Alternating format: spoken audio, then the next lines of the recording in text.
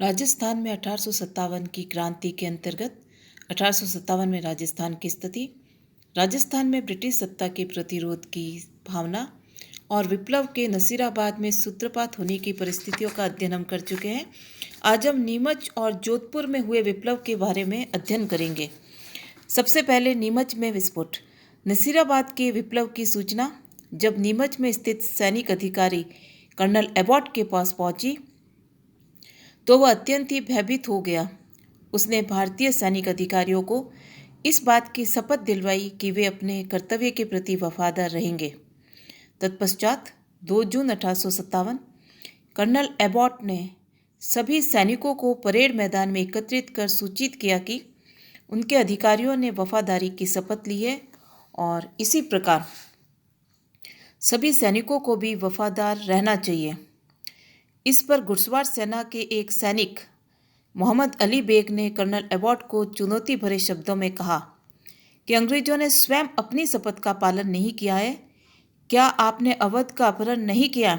इसलिए भारतीय भी अपनी शपथ का पालन करने के लिए बाध्य नहीं हैं।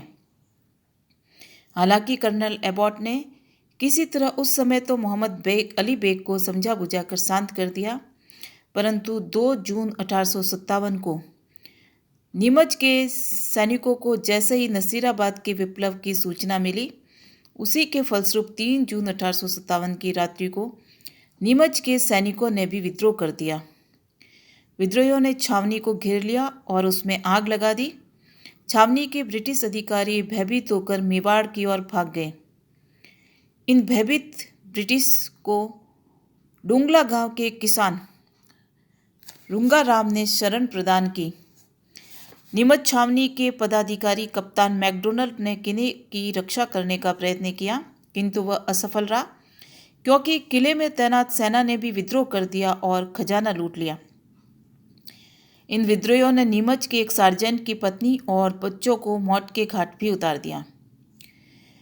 नीमच के विद्रोहियों ने छावनी को लूटने के बाद वहां से रवाना हुए और रास्ते में चित्तौड़, हमीरगढ़ और बनेड़ा में सरकारी बंगलों को लूटते हुए और उनमें आग लगाते हुए शाहपुरा पहुंचे। शाहपुरा के शासक ने विप्लवकारियों को 2 दिन तक अपने यहाँ शरण दी और उनके लिए रसद की भी व्यवस्था की। उसके बाद विप्लवकारी वहां से रवाना हुए और निम्बाहेड़ा पहुंचे, जहाँ की स्थानीय जनता ने इनका स्वागत किया और दूसरे दिन प्रातः निम्बाहेड़ा से रवाना होकर वे देवली पहुंचे और छावनी को लूट लिया। देवली में महिदपुर की सैनिक टुकड़ी भी विप्लवकारियों से मिल गई। देवली से विप्लवकारी टोंक पहुंचे, जहां भारी संख्या में वहां की जनता ने उनका स्वागत किया और जनता विप्लवकारियों से मिल गई। इस प्रकार विद्रोहियों की संख्या में अभूतपूर्व वृद्धि हो गई। तत्पश्चात वे सभी आगरा की ओर बढ़े। रास्ते में कोटा कंटीजेंट का हिस्सा भी इन विप्लवकारियों से मिल गया। अब सारे विप्लवकारी दिल्ली पहुंचे और दिल्ली के विद्रोहियों के साथ मिलकर ब्रिटिश सेना पर भीषण प्रहार किया।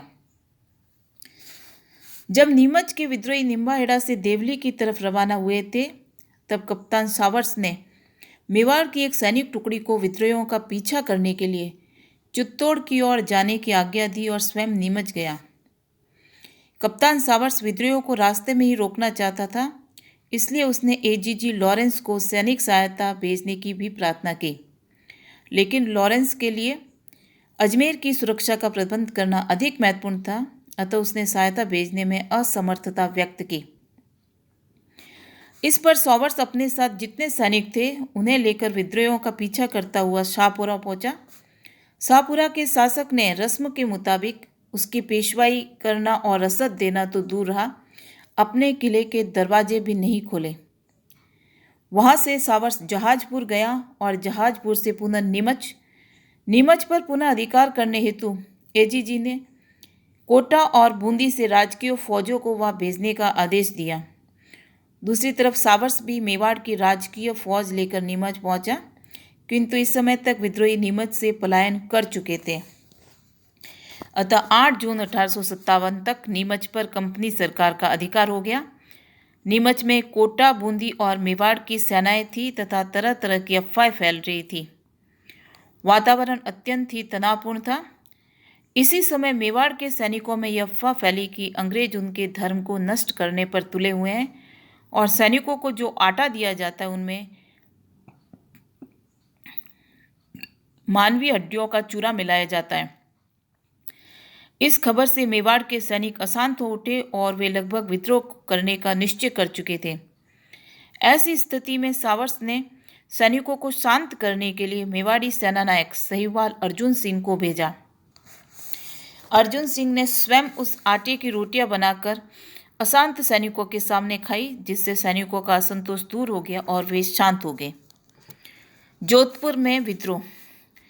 जोधपुर के महाराजा तख्त सिंह से उनके सामंत अनेक सामंत अप्रसन्न थे, क्योंकि जोधपुर महाराजा मान सिंह की निसंतान मृत्यु हो जाने पर तख्त सिंह, जो कि ईडर से गोद आए थे, मारवाड़ के लोगों की उपेक्षा की और अपने साथ ईडर से लाए गुजरातियों को प्रशासन में ऊंचे ऊंचे पद प्रदान करने प्रारंभ कर दिए।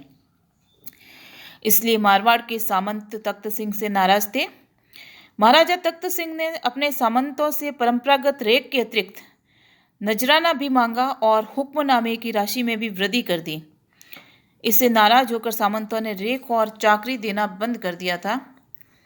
इस पर ब्रिटिश पॉलिटिकल एजेंट की सलाह से तख्त सिंह ने विरोधी सामंतों के कई गांव जब्त कर लिए थे।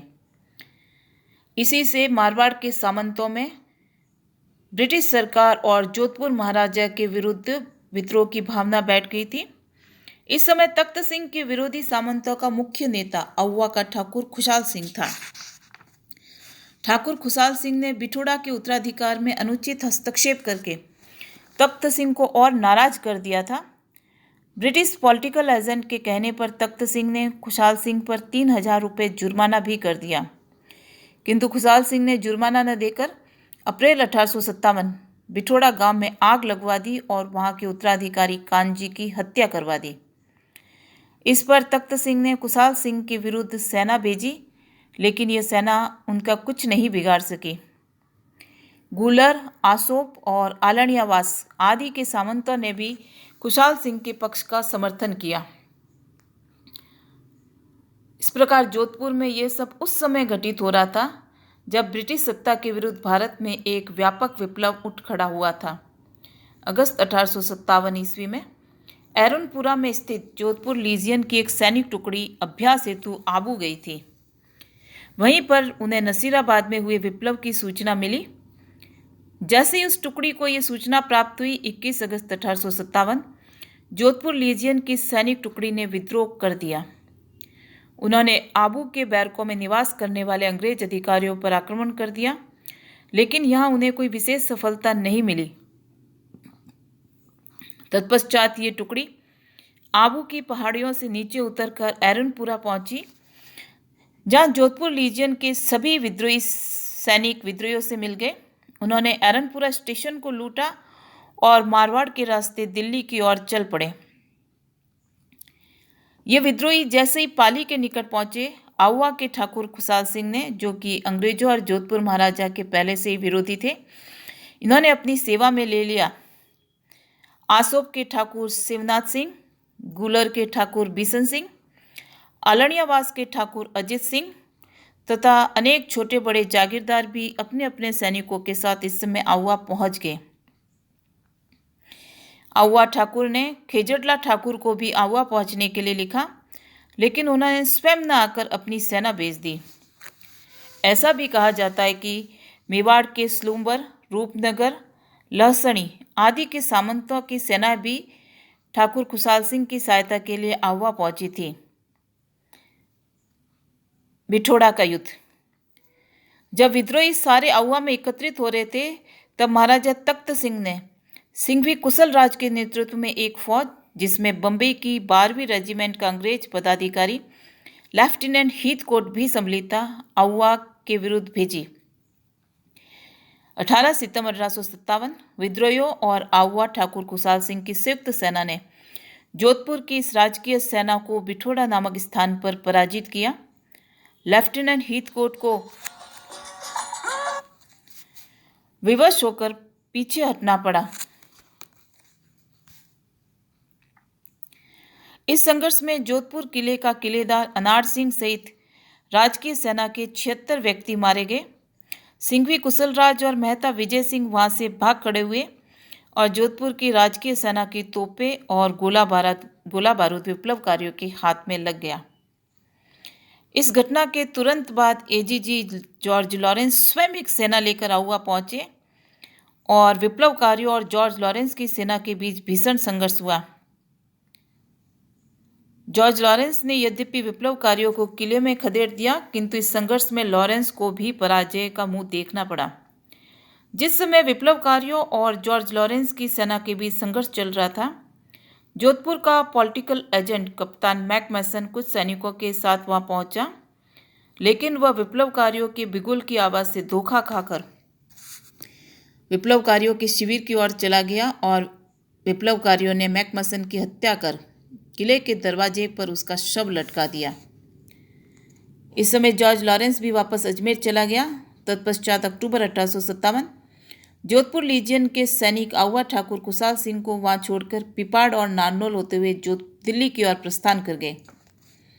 गुलर के ठाकुर बिशन सिंह, अलनियावास के ठाकुर अजीत सिंह और आसोब के ठाकुर शिवनाथ सिंह नारनौल तक विप्लवकारियों के साथ गए, लेकिन आसोब पर राजकीय फौजों के आक्रमण की सूचना मिलते ही आसोब के ठाकुर शिवनाथ सिंह अपनी जागीर की रक्षा हेतु लौट आए।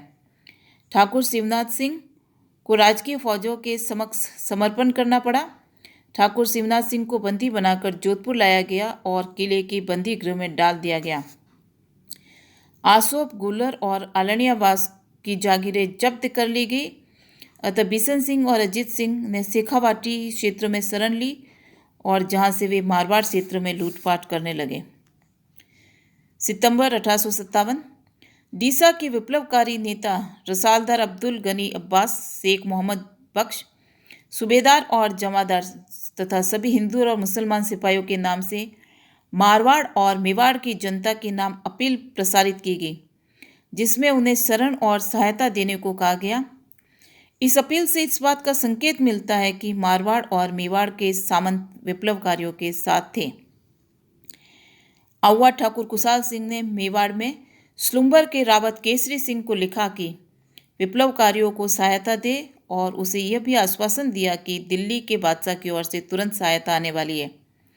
इसी प्रकार के अनेक पत्र ठाकुर कुशाल सिंह ने स्लुम्बर रावत केसरी सिंह को लिखे, जिन्हें मेवाड़ में देवगढ़ के रावत रंजीत सिंह ने बीच में पकड़कर ब्रिटिश अधिकारियों को सौंप दिया था। आहुआ की पराजय का बदला लेने के लिए एजीजी जॉर्ज लॉरेंस ने डीसा और नसीराबाद की सेना को ब्रिगेडियर होम्स के नेतृत्व में आहुआ भेजी। इस सेना में जोधपुर की राजकीय फौज भी सम्मिलित थी, जिसका नेतृत्व जोशी हंसराज कर रहे थे। ब्रिगेडियर होम्स ने 20 जनवरी 1858 आहुआ पर आक्रमण किया। इस संघर्ष में ठाकुर कुशाल सिंह ने स्लुम्बर रावत केसरी सिंह को पत्र लिखकर सूचित किया कि वह स्लुम्बर आ रहा है। अतः जब ठाकुर कुशाल सिंह को विजय की कोई आशा नहीं रही, तब वह किले की सुरक्षा का भार अपने छोटे भाई लांबिया के ठाकुर पृथ्वी सिंह को सौंपकर वहां से निकल गए। ठाकुर कुशाल सिंह के जाने के बाद लांबिया ठाकुर पृथ्वी सिंह के नेतृत्व में आहुआ की फौजों ने ब्रिटिश फौज से 5 दिन तक मुकाबला किया, लेकिन छठे दिन अंग्रेजों ने आहुआ के किलेदार को रिश्वत देकर अपनी तरफ मिला लिया। फलस्वरूप किलेदार ने किले का दरवाजा खोल दिया और ब्रिटिश सेना किले में प्रवेश कर गई और किले पर ब्रिटिश फौजों का अधिकार हो गया। लेकिन अंग्रेज किले पर अधिकार करके संतुष्ट नहीं हुए। उन्होंने पूरे गांव को बुरी तरह लूटा, यहाँ तक कि आहुआ के मंदिरों और मूर्तियों को भी ध्वस्त कर दिया गया। महाकाली की मूर्ति को अजमेर लाया गया, जो आज भी अजमेर के म्यूजियम में विद्यमान है। आहुआ के किले से भारी मात्रा में तोपें और गोला बारूद प्राप्त हुआ, जिसका प्रयोग आहुआ के किले को ध्वस्त करने में किया गया। अंग्रेजों के बदले की भावना इतनी प्रबल थी कि उन्होंने आहुआ के निवासियों पर निर्मम अत्याचार भी किए।